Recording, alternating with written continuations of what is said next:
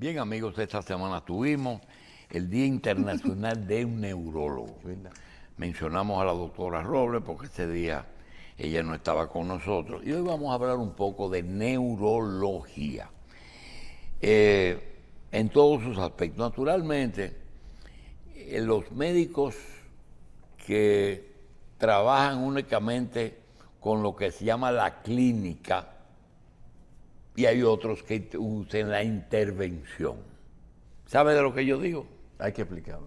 Bueno, el médico que trabaja con la clínica solamente examina al paciente, lo toca, lo interroga, etcétera. Pero el intervencionista, por ejemplo, en el cardiólogo es que más se nota el asunto. En el cardiólogo, cuando él ya hace cateterismo, ya es intervencionista. Ah, ok. El médico detecta el problema y el intervencionista lo resuelve. Bien. Y cuando, pero ya ha ocurrido que para un clínico conseguir ingresos más o menos al nivel de sus colegas, se están haciendo intervencionistas. Okay. Por ejemplo, tú te encuentras amigos que son otorrinos que están haciendo cirugía plástica de la nariz. Sí, porque ya que están bregando con eso, entiendo. Pero no por ejemplo, con la doctora... necesariamente por eso. Y en el neurología, neurólogo... voy a intervenir. Cuando nosotros hablamos de qué es un neurólogo. ¿Qué es un neurólogo? Un neurólogo es un médico especialista que se encarga de las patologías propias del sistema nervioso central y periférico. ¿Cuáles son los órganos del sistema nervioso? ¿El cerebro y los nervios? El cerebro y la médula espinal y los nervios periféricos. Ok, ¿por qué dividen los nervios en dos tipos, motores y sensitivos? ¿Qué significa eso? Bueno, ¿Los dos son de ustedes? Sí, sí. Doctor, primeramente, hay dos grandes sistemas. El sistema nervioso central, que tiene que ver con la vida de relación, o sea, el cerebro y la médula espinal central. Eso tiene que ver con una neurona tiene un componente que es el cuerpo de la neurona, y las demás son las ramificaciones, que son axones y que son las dendritas, ¿no? ¿Qué pasa?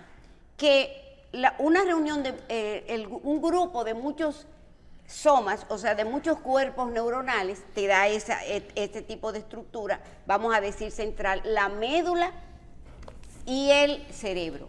Entonces el otro sistema es el sistema nervioso periférico, que a su vez tú tienes nervios periféricos que tienen, y de los nervios periféricos, unos son motores que se encargan de la motilidad, y los nervios sensitivos de la sensibilidad, de un tipo de sensibilidad especial que que es sensibilidad generalmente táctil, al dolor, térmica. Yo creo que hasta ahí estamos bien, pero además hay un sistema nervioso que se llama sistema nervioso autónomo, porque el cerebro controla lo que haces, lo que piensas, cómo aprendes, pero también hace cosas automáticamente, como es la respiración, como es la digestión, cómo se mueve el intestino, como lo que comemos, sobre todo la circulación general, y una serie de funciones que tiene que ver mucho con el sistema nervioso autónomo. Eso es la autonomía, eso es algo que a veces uno se pone a pensar. Un simpático y un parasimpático. Que uno se pone a pensar a veces que hay ciertos órganos, como que ciertas funciones, como que no dependen del cerebro para moverse, sino como que la tienen programada, o que quizás tienen su forma natural de reaccionar. No, todas dependen del cerebro, pero el cerebro tiene unos compartimentos para eso. Por ejemplo, todo lo que el cerebro procesa y hace, lo recoge a través de los sentidos especiales. Cuando tú miras algo, tú estimulas una zona especial en el cerebro que tiene que ver con la visión en el lóbulo occipital. Cuando tú escuchas algo, eso es un sentido especial, es un tipo de sensibilidad especial que puede ser somática, o sea, del cuerpo, o visceral. Ajá. Entonces, todo eso llega a través de los sentidos a estimular algunas áreas, por ejemplo, cuando tú escuchas, ese estímulo llega por esas vías especiales al lóbulo temporal, por ejemplo.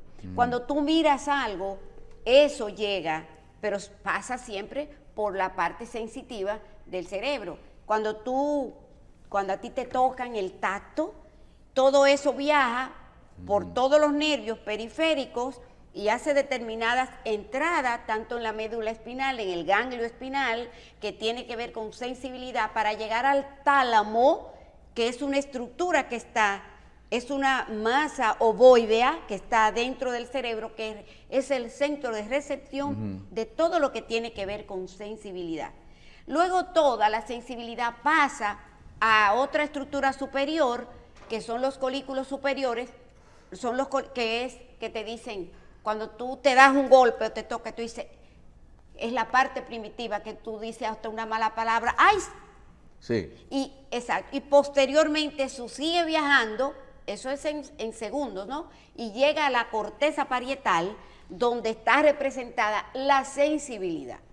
Entonces, así es que el cerebro más o menos funciona, pero también el cerebro tiene que ver con lo que tú aprendes, cuando llegue ven, con lo que tú sientes, con lo que tú haces, cómo te movilizas, una serie de cosas. Dime, Carlos. Precisamente, a veces uno encuentra extraño y difícil de entender por qué algo que está en el cerebro, un pensamiento, una sensación, la reacción ante una situación, te puede traer una manifestación en un órgano que quizás nada tiene que ver ni con lo que está pasando ni lo que estás pensando. Sí, como una persona con una preocupación se le desarrolla una úlcera. Es decir, ¿cómo es que el sistema nervioso termina haciendo una manifestación? Somatizar. Eso es somatización. Eso es somatizar. Pero yo quería preguntarle algo. Doctora, el gran misterio y mi gran admiración por el neurólogo es la línea finita, una línea muy fina, que separa lo real de lo que no es, digo, lo tangible, lo que usted por ejemplo, una persona se lesiona la médula, llaman al neurólogo, el neurólogo hace un examen y dice, se lesionó de L5 para abajo o de tal parte de la médula, haciéndole exámenes concretos, ve la radiografía y ve, pero hay otra cosa que es el ojo, ve una cosa, manda una señal, produce una reacción. El hombre ve una mujer, le provoca un apetito sexual, inmediatamente provoca otro tipo de reacción en su cuerpo.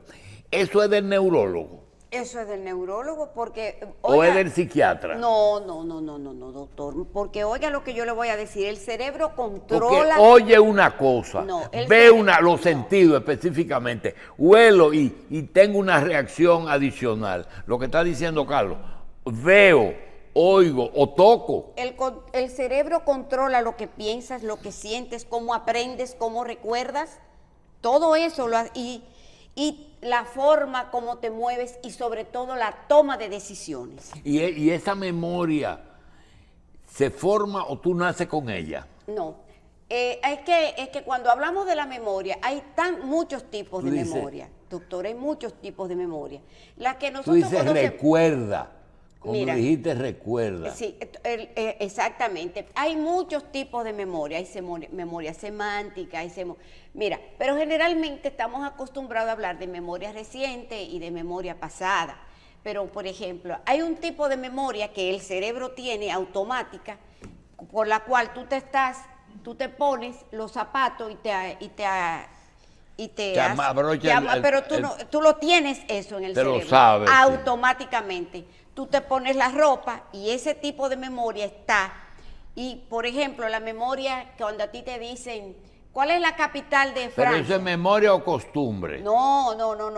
Eso es un tipo de memoria, doctor. Y cuando tú coges un niño de 5 años que lo ponen en televisión y le preguntan las capitales de todo el mundo entero y lo dice todito, ¿eso es memoria? Eso es memoria. Eso es un tipo de memoria semántica.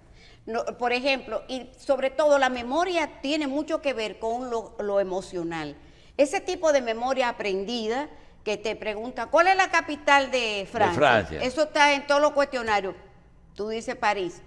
Pero si, por ejemplo, tú estuviste en París y tú tuviste un recuerdo y tú recuerdas eso, es porque lo uniste a determinada emoción y eso es lo que se recuerda. Porque nosotros tenemos una estructura que se llama el hipocampo, que dicho sea de paso está un poquito más desarrollada en las mujeres, un poquito más, porque los hombres con mucha frecuencia no tienen esos recuerdos de un encuentro. ¿Y tú no tienes posibilidad en una imagen de ver el hipocampo? El hipocampo se ve en el corte coronal de una manera perfecta y lo puedo ¿Pero medir. porque te contaron que ahí está o porque realmente está ahí? No, y tú lo ves. Yo lo veo, como usted me dice, desde el punto de vista morfológico. No. Vamos a suponer que tú cojas un cadáver y lo abres, y un cerebro y dices, ahí está el hipocampo. No, yo no necesito o cojas una imagen de una tomografía vieja, la veo yo en un corte coronal que tiene tres porciones. Tiene la cabeza, el cuerpo y la colita del hipocampo y tiene la forma de un caballito de mar. Por eso los neurólogos estamos representados. Yo tengo en mis pulseras un caballito de mar por el hipocampo. O sea, si tú andas el lenguaje del cuerpo, si tú andas con un hipocampo, o sea, con un caballito de mar, probablemente tú seas neurólogo. Pero pero yo quiero, lo que estoy diferenciando es que si tú, por ejemplo, yo lo puedo ver en una neuroimagen. te dicen, por ejemplo, la silla turca. Tú Yo sabes dónde está y sí. sabes dónde está. Te dice, tiene un aneurisma de la cerebral de tal sitio. Tú lo ves y Yo lo lo llenas. puedo ver, sí. Sí, pero esas otras cosas. Se pueden ver, se pueden estudiar con técnicas de estimulación sensorial. Por ejemplo, hay algunos pacientes, hay un famoso paciente que se estudió en el mundo, el doctor H.N.M., que él era epiléptico. Y entonces él tenía crisis del lóbulo temporal. Y él fue operado en Canadá por una de las investigadoras número 1, neurofisióloga, neurocientista, que se hicieron estimulaciones y tú puedes tener en el hipocampo. ¿De qué le operaron? Le sacaron el hipocampo. Porque ¿Y él tenía se llevaron qué más, además de quitarle la epilepsia? No, porque lo que se está haciendo ahora es que tú detectas a través de técnicas especiales. Estamos hablando de un problema grande, doctora. Sí, doctor. Entonces, si tú tienes una epilepsia del lóbulo temporal, si tú tienes una epilepsia parcial, entonces tú encuentras que tú tienes una atrofia hipocampal, que tú tienes un cambio, lo que fuera, o tú tienes una esclerosis mesial, que eso tiene que ver con tocaste epilepsia. Petit mal, gran mal y un mareíto que está antes del petit. ¿Cómo ustedes diferencian la epilepsia? No, porque ya usted se metió en otra cosa. Eso es epilepsia generalizada. Hay que saber clasificar los tipos de epilepsia. La epilepsia parcial y la epilepsia generalizada. Y el petit mal o pequeño mal no es pequeño, es un gran mal. Ajá. Y aparece en niños. Un niño, tú no puedes hacer diagnóstico de petit mal en adultos. Eso es de niños. Entonces, generalmente la manifestación, el diagnóstico de la epilepsia es clínico, que tú lo confirmes con electroencefalografía y con neuroimagen, eso es otra cosa, complementaria. Los niños generalmente que tienen petit mal se desconectan, tienen ruptura de contacto del medio, fijan la mirada y hacen lo que se llama el mioclono del párpado varias veces en el día y generalmente eso se puede, se manifiesta. El mutuo pestañeo. Cuando tú ves un niño que hace así, eso es un petit mal. Ajá, Sí, o que fija la mirada y vuelve otra vez y fija la mirada y es segundos de duración, pero hacen 24. ¿Y se quita eso? Generalmente depende.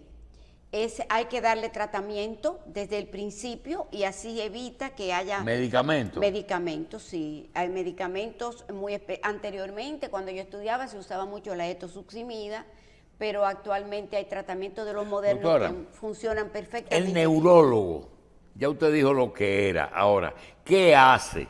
Cuando un neurólogo dice, no, y ese paciente no hay nada que hacer, o ya está curado Un o no me lo neurólogo traigan bueno más. nunca va a decir que no hay nada que hacer, porque siempre hay algo que hacer. Y anteriormente decía nuestro querido doctor Ney Arias, decía, caco que se abre, caco que se pudre. Eso no debería repetirse jamás en la vida, porque todo ha cambiado con el advenimiento de las nuevas terapias, los nuevos antibióticos y sobre todo las nuevas técnicas quirúrgicas. Mira, el neurólogo, yo entiendo que además de ser el médico que trata las enfermedades propias del sistema nervioso, vamos a decir del sistema nervioso en general, es un médico que trata además el comportamiento, la conducta. Incluso, fíjate una cosa, las enfermedades degenerativas tienen unas manifestaciones psiquiátricas. Por ejemplo, tú tienes un paciente que tiene un tipo de demencia, ya sea la más prevalente, que es el Alzheimer, tú puedes tener un paciente con una... y demencia senil es Alzheimer. Ya no existe el término demencia senil, doctor. El término lo quitaron, pero lo que le decíamos, eso esa, era, ya eso es, hombre. Entonces, déjeme decirle, hay demencia, la demencia que antes le llamaban DEPIC, que es la demencia frontotemporal. Los pacientes tienen más manifestaciones de alteración del comportamiento y de la memoria de trabajo, y es un poquito menos frecuente que la más prevalente, que es el Alzheimer. Tú tienes otros tipos de degeneraciones que producen demencia, y demencia entre nosotros no quiere decir que usted está loco, sino que usted tiene alteración de la memoria y otras funciones cognitivas cerebrales.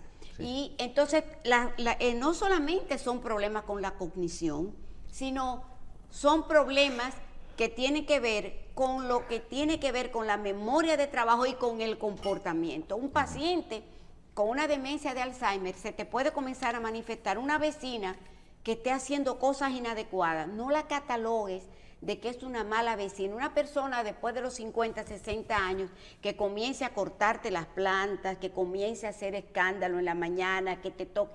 Esas manifestaciones clínicas de personas de determinado grupo etario que comiencen a hacer tener comportamiento que uno no lo llama adecuado ni correcto, uno debe comenzar a pensar que podía estar siendo un problema de tipo neurodegenerativo antes de decir necesariamente que es un problema psiquiátrico y neuroconductual.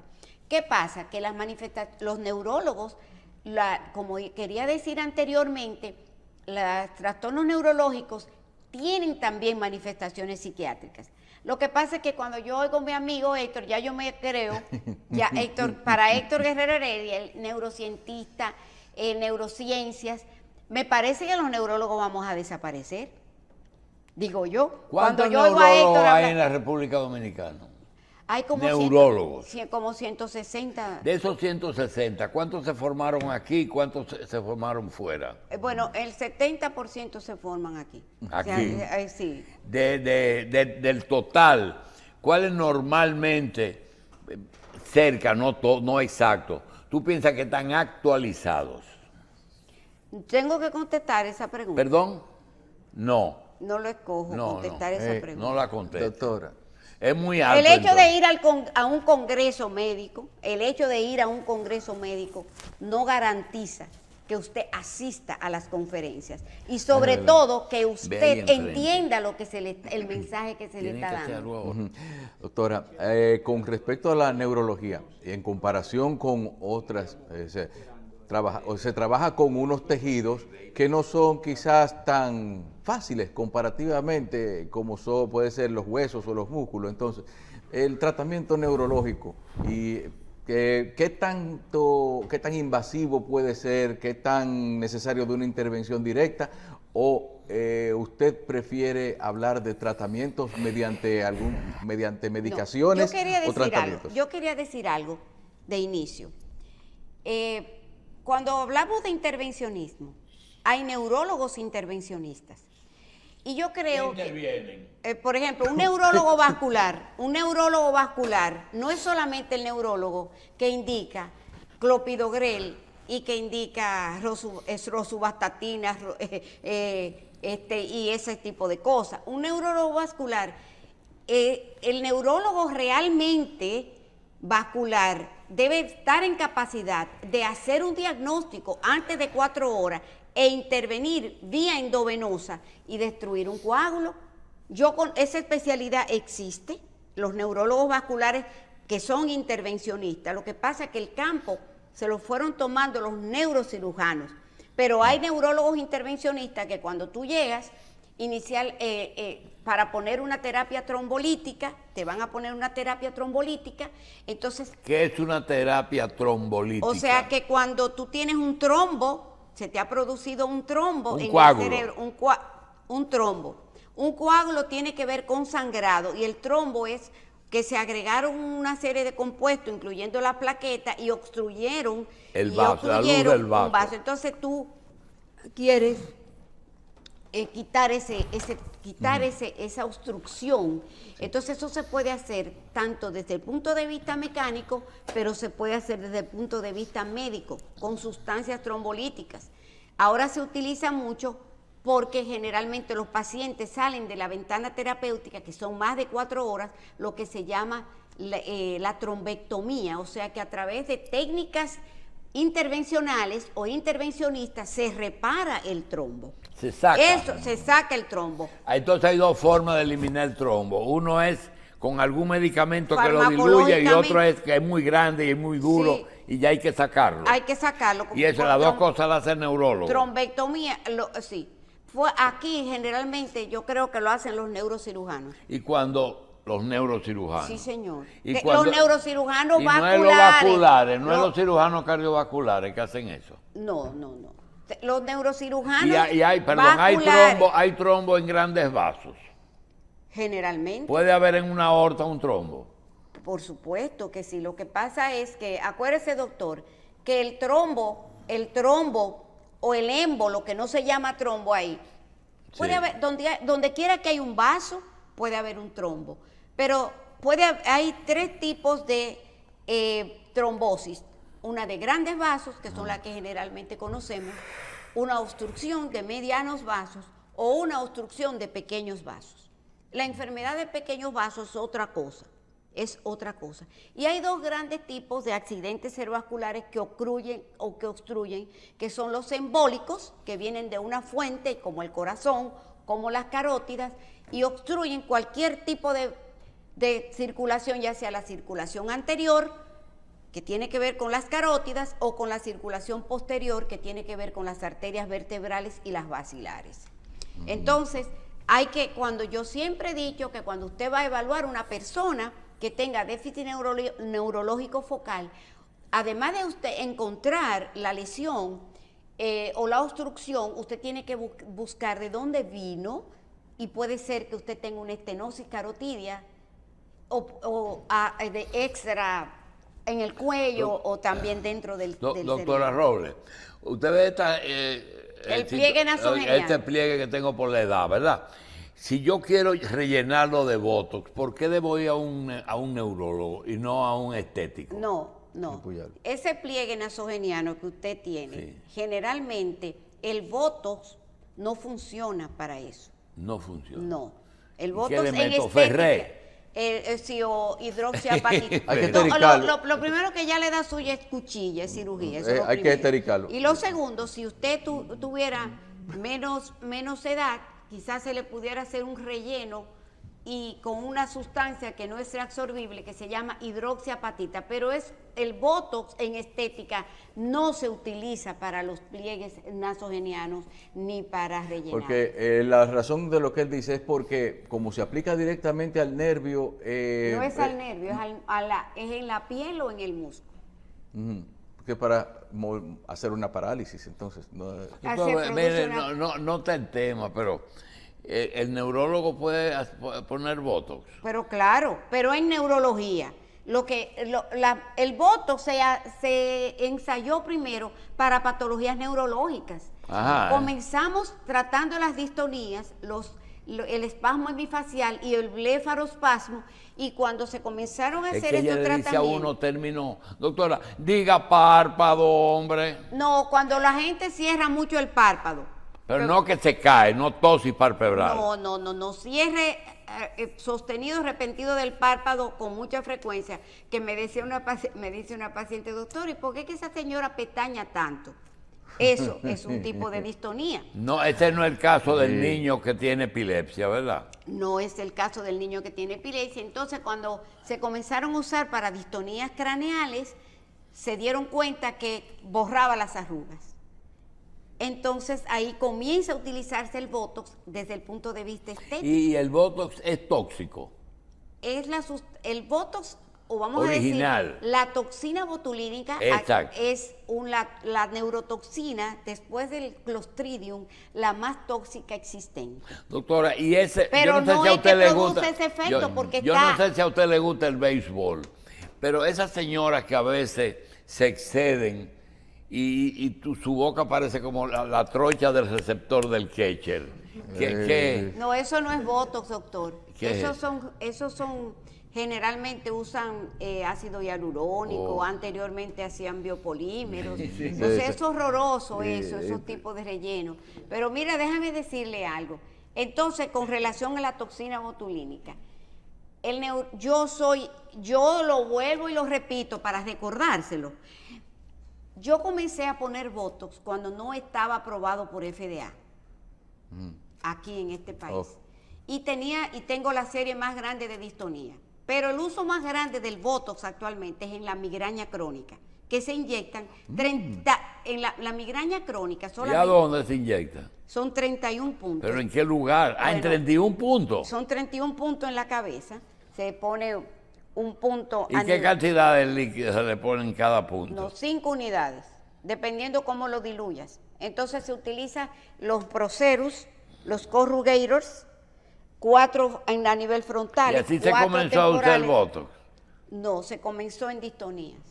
Se comenzó en el blefarospasmo y en el espasmo hemifacial. Pero el Botox se utiliza para todo. El Botox se utiliza... ¿Y en parálisis facial se usa? Sí, porque la utilizamos y paralizamos un poquito el otro lado para provocar lo que nosotros le llamamos simetría facial. Pero tratarlo, para tratar la migraña con Botox, entonces... No, la migraña crónica, Carlos. Crónica. Sí, la migraña crónica. Se utiliza un protocolo que se llama PRIEMP. ¿Y si funciona el tratamiento? ¿Cada qué tiempo hay que renovarlo? Él funciona. Si no funciona, cada 3 meses por 2 años. La única limitación es el costo. La única limitación es el costo. Yo quería decir, doctor, de los puntos, pero enfatizar que la toxina botulínica, el Botox, se utiliza en migraña crónica, no son en todos los migrañosos, no es el paciente que tiene menos de 15 dolores de cabeza por mes, solamente es en migraña crónica,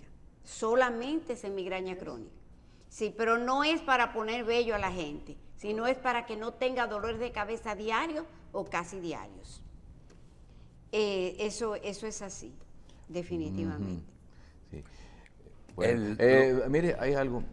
Sexo y cerebro, doctora. ¿A usted no le gusta hablar de eso por la mañana? No, no me gusta, pero yo sí puedo decir,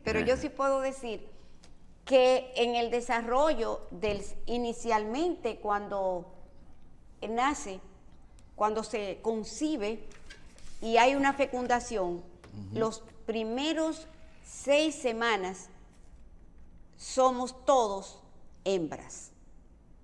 Todos.